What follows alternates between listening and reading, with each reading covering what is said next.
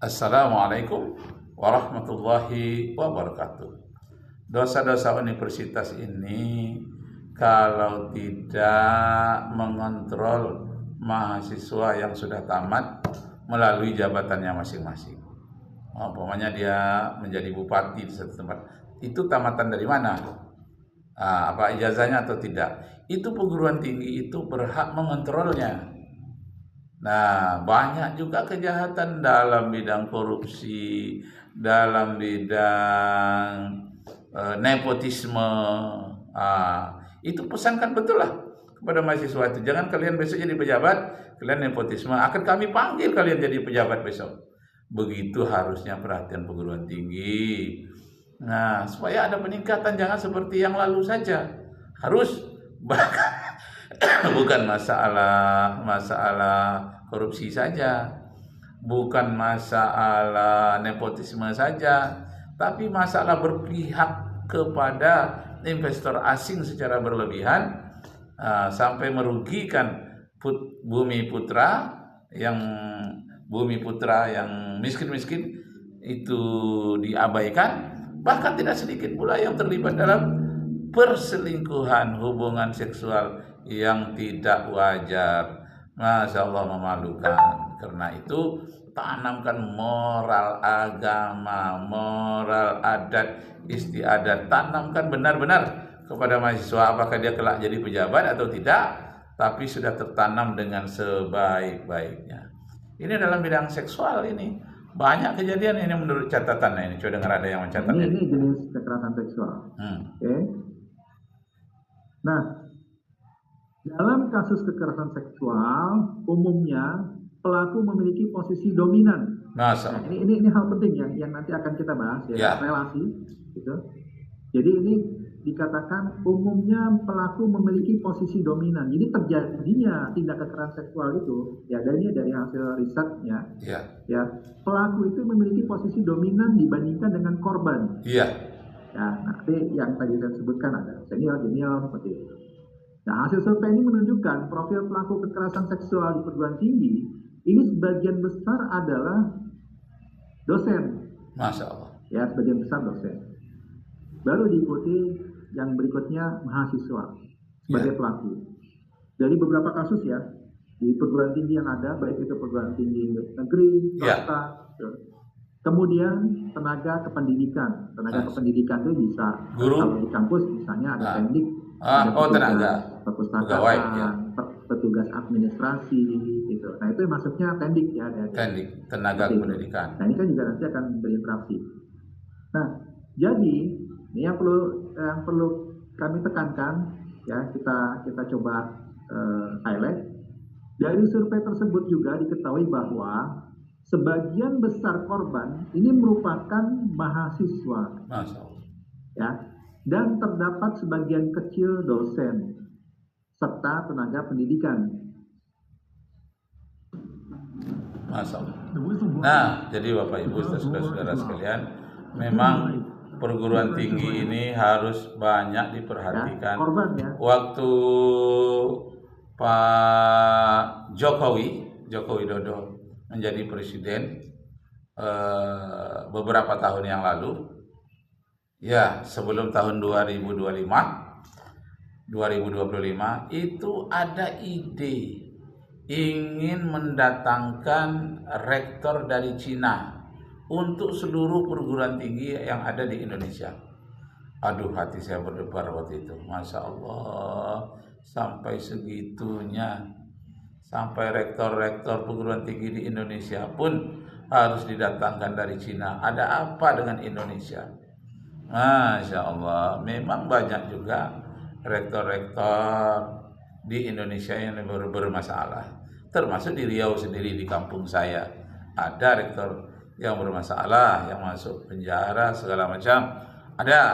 Tetapi saya ingin menyorot itu bukan rektornya, tapi sistem di dalam perguruan tinggi itu hendaknya bagaimana bertanggung jawab terhadap mahasiswa yang masih di dalam dan mahasiswa yang sudah keluar, mahasiswa yang sudah menjadi pejabat, itu harus dimonitor oleh badan tertentu.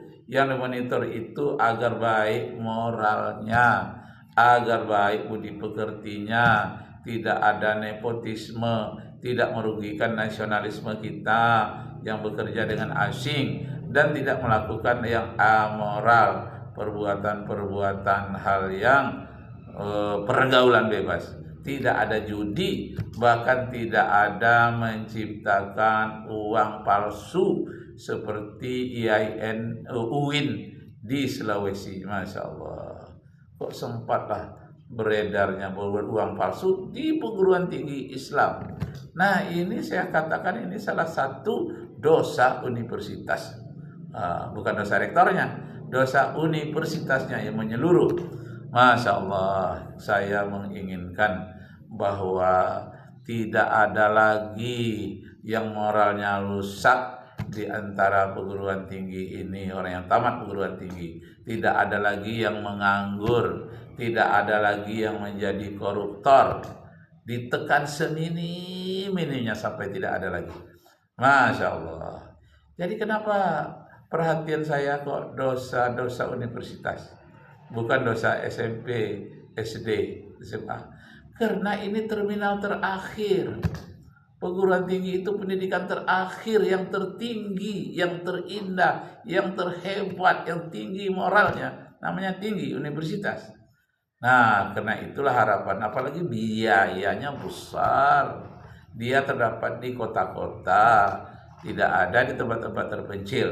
Tapi di tempatnya di kota-kota elit dibiayai, dosen-dosennya disekolahkan ke luar negeri. Jadi begitu intensifnya, begitu hebatnya, begitu bersungguh-sungguhnya untuk melahirkan manusia hebat di perguruan tinggi. Nah, tahu-tahu keluarnya menganggur, menjadi koruptor, kebebasan seksual, judi online, membuat uang palsu seperti di UIN Sulawesi itu, dan banyak yang lain-lain lagi. Belum lagi mereka yang masuk ke DPR, mereka yang jadi pejabat, mereka yang jadi yudikatif, jadi hakim. Apakah sudah menjadi hakim yang bermoral? Masya Allah. Ini menjadi perhatian kita. Mengingat ada satu hadis Nabi mengatakan, ya'ti 'alan nasi zamanun la tutaqul ma'isata fihim illa bil ma'siyat hatta yukazzibar rajul wa yahlif fa idza kana dzalika zamanun fa 'alaikum bil harbi. Qila ya Rasulullah ila ainal mihrab ya Rasulullah? Ila Allah. Qala Rasulullah ila Allahi ila kitabihi wa ila sunnatin nabiyyi. Nanti akan datang suatu masa manusia merasa bangga dengan bergaul bebas, berjudi dan segala macam perbuatan maksiat. Bangga dengan perbuatan maksiat, berbisik sama dia, sudah ke panti pijat belum? Sudah minuman keras belum? Sudah ada pergaulan bebas, punya istri siri belum? Masya Allah. Seharusnya ditanya, sudah berapa lowongan kerja yang sudah dibuat? Berapakah mahasiswa yang menganggur dijadikan tidak menganggur? Pabrik apa yang dibuat? Usaha apa yang dibuat? Perekonomian mana desa-desa yang susah untuk membuat pasar dibikinkan pasar, yang tidak boleh masuk Alfamart di sana, bukan Indomaret aja, bukan. Maksudnya yang seperti itu yang menyebabkan darah-darah rakyat di sana mengalir kepada orang-orang yang punya modal besar. Orang yang punya modal kecil tidak bisa. Itu kagum kita kepada Sumatera Barat yang mereka mengelola sendiri. Tidak dibenarkan Alfamart dan Indomaret di sana. Kenapa? Karena mereka ingin mengelola sendiri. Nah, bagaimana kalau di Riau, di tempat lain? Kelolalah. Kalau perlu belajar kepada Indomaret itu. Belajar diongkosi oleh pemerintah. Belajar kepada Alfamart. Belajar tanpa kita serius belajar secara formal, dengan melihat-lihat saja sudah bisa diberikan modal oleh pemerintah. Buatlah persis seperti itu manajemennya, persis seperti itu, bersihnya, rapinya, daya tariknya. Bisa. Sedangkan belajar di perguruan tinggi saja susah-susah. Bisa. Apalagi kita belajar bebas dari luar, melihat juga bisa ke dalam, bagaimana itu Indomaret, bagaimana itu Alfamart, bagaimana itu swalayan-swalayan yang dikelola oleh non pribumi. Apa salahnya pribumi belajar? Dan pribumi jangan dibiarkan begitu saja, dibantu oleh pemerintah, dibantu oleh perguruan tinggi. Hei perguruan tinggi, bekerja samalah dengan koperasi, masukkan mahasiswa sana jangan menganggur, bekerja samalah dengan PU, bekerja samalah dengan Devnaker, bekerja samalah dengan luar negeri, bekerja sama dengan bidang pertanian. Ini ada ide kemarin itu petani lebih dari 100.000 orang dari Cina akan dibawa untuk bertani ke Indonesia. Akan diberi lahan 1 juta hektar. Masya Allah. Sedangkan tak diberi tanah saja itu sudah banyak tambang-tambang liar dibuat oleh Cina. Apalagi diberi kebebasan untuk 1 juta hektar. Macam-macam yang dibuatnya. Tapi virus apa yang dibuat? Masya Allah. Karena itu berdosalah perguruan tinggi yang membiarkan keadaan kacau seperti ini. Tidak turun tangan perguruan tinggi memperhatikan. Hanya diperhatikan demo-demo itu sebahagian.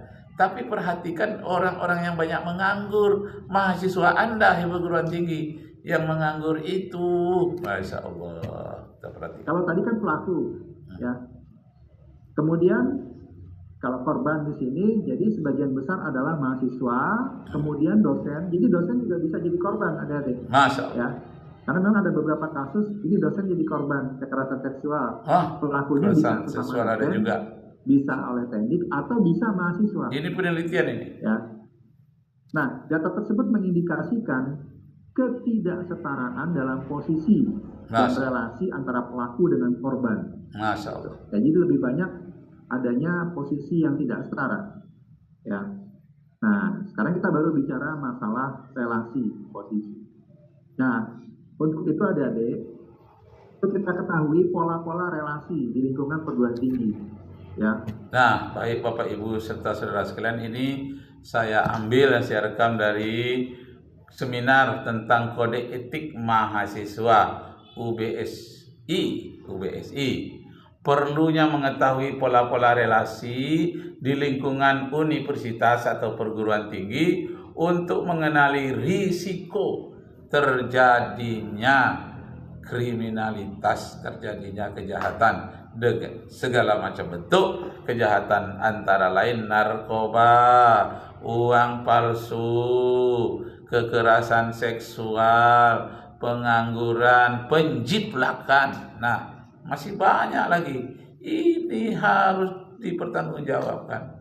Jangan dosen-dosen terima gaji selesai sampai bulan tekan, lalu bersenang-senang saja tanpa memikirkan penelitian apa yang harus diberikan bimbingan kepada mahasiswa setelah tamat. Kalau dia hanya menjadi pejabat, apa pula bimbingannya, baik bimbingan rohaninya maupun bimbingan jasmaninya maupun bimbingan keuangannya. Bagaimana? Masya Allah. Mungkin kalau mereka nanti jadi pejabat atau jadi orang kaya berkat bimbingan, nanti hasil bimbingannya itu uang akan mengalir juga ke perguruan tinggi.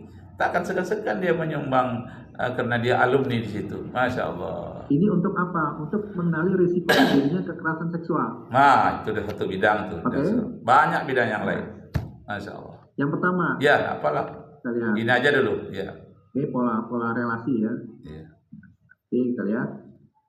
Jadi pola relasi di lingkungan perguruan tinggi adik-adik.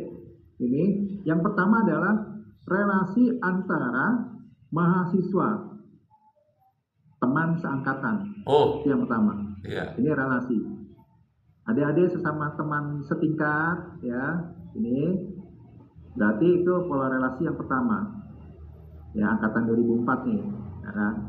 Kemudian satu fakultas.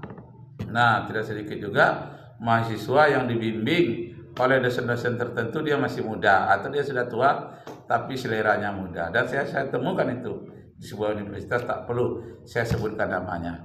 Nah, demikianlah Bapak Ibu saudara-saudara sekalian, saya sendiri sebetulnya yang merasa berdosa. Sebagai yang tamat dari perguruan tinggi, saya juga dosen di perguruan tinggi, merasa berdosa terhadap mahasiswa saya yang masih menganggur, yang moralnya yang tidak kuat, imannya yang tidak kuat. Sekian, terima kasih. Lain kali kita sambung lagi. Arju minkum afwan in wajadtum fiha khata'at. Wabillahi taufiq wal hidayah. Wassalamualaikum warahmatullahi wabarakatuh.